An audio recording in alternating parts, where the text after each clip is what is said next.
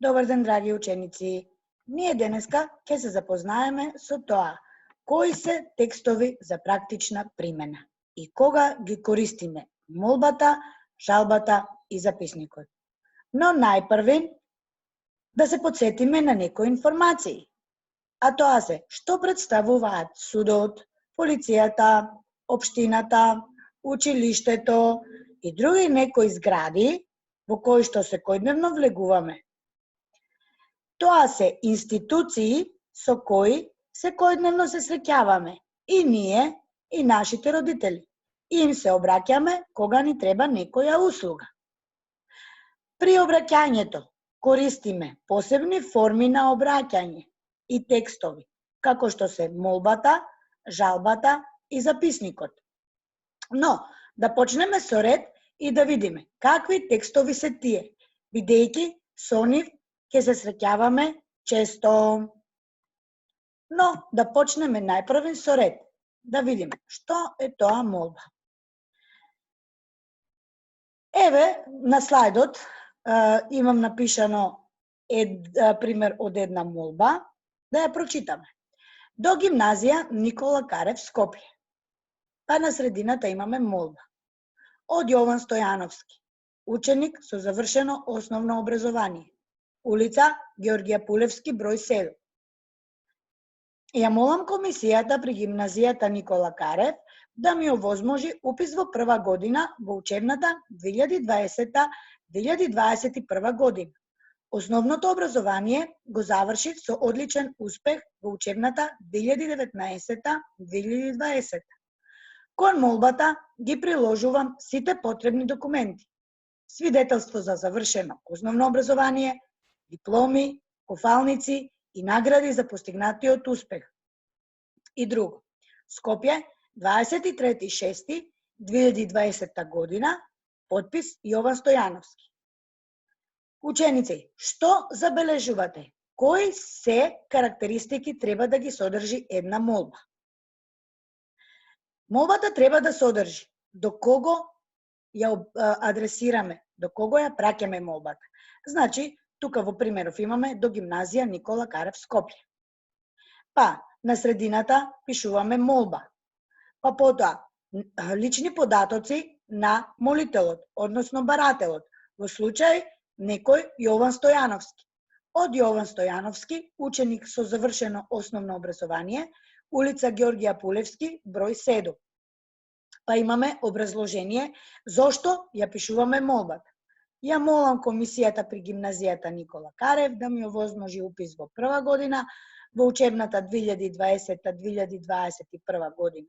Основното образование го завршив со одличен успех во учебната 2019-2020 година. Па потоа, кон молбата ги приложувам сите потребни документи, свидетелство за завршено образование, дипломи, пофалници и награди за постигнатиот успех и друго.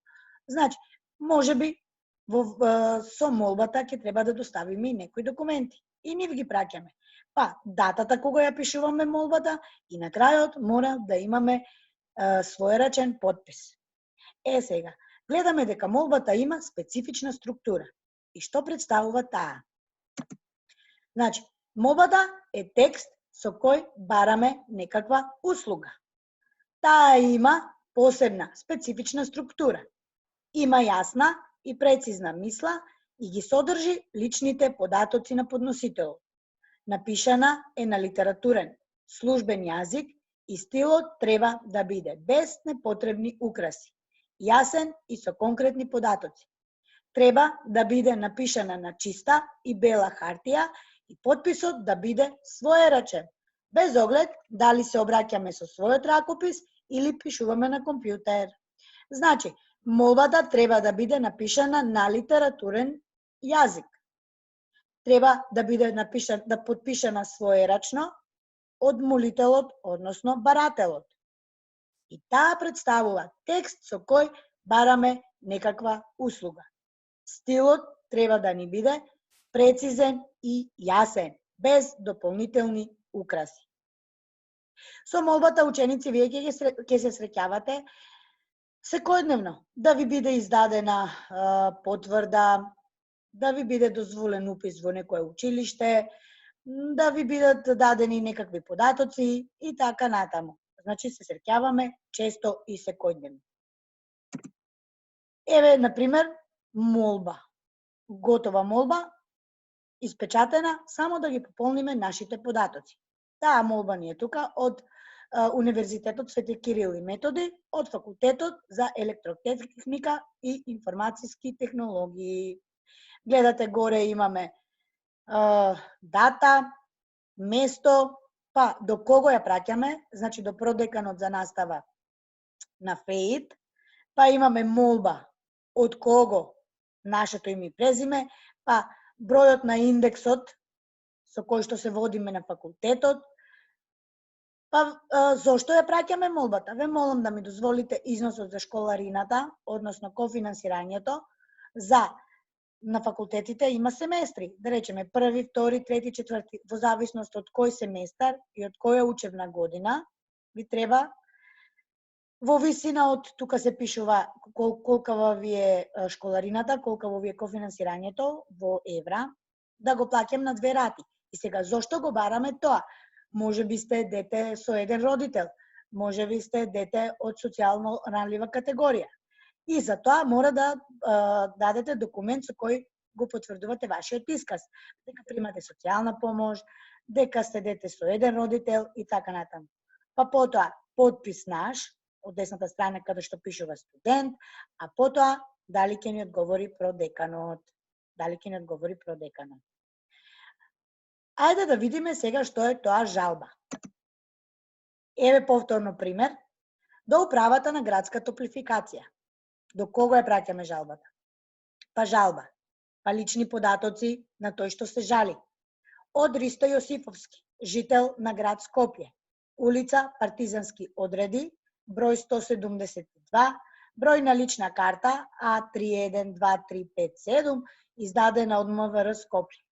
Па, го обжалувам решението со кое управата на градска топлификација ми пресметала двојно поголем паричен износ за месец март 2020 година во споредба со другите месеци во истата година. Со оглед дека во месец март пријавив отсуство и во тој период воопшто не сум трошел топлотна енергија, сметам дека решението треба да се преиспита. Како доказ ги приложувам сите потребни документи. Скопје, 25.4.2020 година, подпис Ристе Јосифовски. Гледаме дека и жалбата е со специфична структура. И кај жалбата имаме до кого ја праќаме жалбата. Значи до управа на градска топлификација. Па потоа на средината на листот пишуваме жалба, па податоци за тој што се жали, значи лични податоци на барателот, на молителот, на тој што ја поднесува жалбата, па потоа образложение зошто се жалиме. И на крајот повторно подпис и место и дата. Значи и жалбата, ако гледате, е напишана на литературен јазик. На литературен јазик со јасна и прецизна мисла, без непотребни украси. И да повториме. Жалба е текст со кој бараме разрешување на некоја состојба со која се чувствуваме оштетени или незадоволни. И жалбата, како и молбата, е текст со посебна специфична структура. Има јасна и прецизна мисла и ги содржи личните податоци на подносителот. Напишана е на литературен службен јазик и стилот треба да биде без непотребни украси, јасен и со конкретни податоци. И таа треба да биде напишана на чиста и бела хартија и подписот да биде своерачен, без оглед дали се обраќаме со својот ракопис или пишуваме на компјутер. Тука додаваме дека во жалбата треба да се избегнуваат недолични и навредливи зборови, особено ако поради некоја неправда се жалиме. Значи не треба да пишуваме недолични и навредливи зборови. Еве ни и тука пример за жалба, например до Комисијата за заштита и примена на слободен пристап до информација од јавен карактер, па според член од Законот за слободен пристап до информација од јавен карактер, 28 став, па предметот е жалба, па подносителот повторно лични податоци, од кого е таа жалба, па образложение, каде што пишува жалбена основа, образложение зошто ја праќаме жалбата, па правна поука, дека во однос на таа жалба имаме право до надлежниот суд, па имаме место, дата и наш својрачен потпис. Сега, ни остана уште записникот. Да видиме што е тоа записник. Од состанокот на драмската секција на Основното училиште Кочо Рацин, одржан на 24 март 2009 година, во 12 часот, присутни беа сите членови на секцијата, како и артистот ММ од Детскиот драмски театар, кој соработува со драмската секција од нејзиното формирање. За состанокот беше предложен следниот дневен ред. Извештај за подготовка на драмскиот текст Децата на светот. Програма за остварување на меѓуучилишни гостувања на драмски секции од градот. Обезбедување подобри услови за работа на секцијата. Извештајот го поднесе председателот на секцијата Ванчо Петрушевски. Тој истакна дека секцијата успешно ја привршува работата врз драмскиот текст, но поради недоволната материјална база на училиштето, самите ученици ќе се погрижат за декорот во соработка со ликовната секција. Исто така, дел од активностите ќе преземат членови на секцијата по техничко образование, така што се очекува успешен настап на патрониот празник. Членовите на секцијата добиваат професионална помош од артистот ММ, рече председател. По втората точка се разви богата дискусија од која произлегува конкретни предлози за средба со драмската секција на ОУ Браќа Миладиновци и Општинското училиште Блаже Конески во Домот за деца без родители, 11 октомври. Посетите ќе бидат возвратени. Во врска со подобрување за поголема соработка со наставничкиот колегиум и со директорот, извештајот и предлозите беа сериозно разгледани и прифатени од членовите на драмската секција. Состанокот траеше до 14 часот. Записничар Наташа Гелева, председател Зоран Петровски. Ученици, дали забележавте тука некоја разлика од претходните два текста молба и жалба и сега записник? Значи, записникот се води за време на одржување на некој состанок.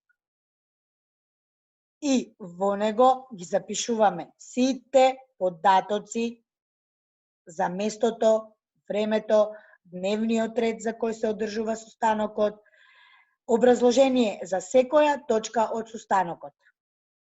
И па имаме записничар и председател.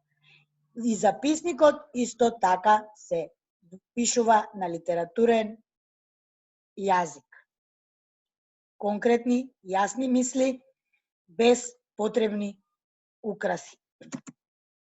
Значи, записникот е писмен документ кој се пишува во текот на одржувањето на некој состанок. Во него се изнесуваат извештаи, програми, констатации, одлуки, заклучоци и предлози поврзани со некој настан. Записникот се разликува од другите литературни творби. И тука треба да се внимава записникот да биде напишан на литературен јазик со јасен и прецизен стил и без непотребни украси. Значи, ученици, еве ни пример за записник. Записник за констатација. Нешто има готов формулар, нешто дополнето, значи во зависност од фирмата, во зависност од институцијата. Така се прави и записникот. Но сепак имаме одредена форма која што треба да ја зачуваме. Значи, кога е одржан записникот, кој е присутен, дневниот ред, образложение за секоја точка од дневниот ред и на крајот записничар и председателот кој што ја го води состанокот. И на крајот заклучокот е дека Молбата, жалбата и записникот се текстови со кои се среќаваме во секојдневниот живот. Тие се со посебна структура, јасен и прецизен стил и напишани се на литературен јазик и треба да содржат концизни, јасни и конкретни податоци за тоа што е цел на обраќањето. Се надевам дека свативте што е молба, што е жалба, што е записник. За молбата и за записникот да ги користите почесто, а се надевам дека жалбата нема да ја користите, нема да бидете оштетени, нема да треба да се жалите од некоја неправда. Ве оставам во пријатно расположение и ви посакувам пријатен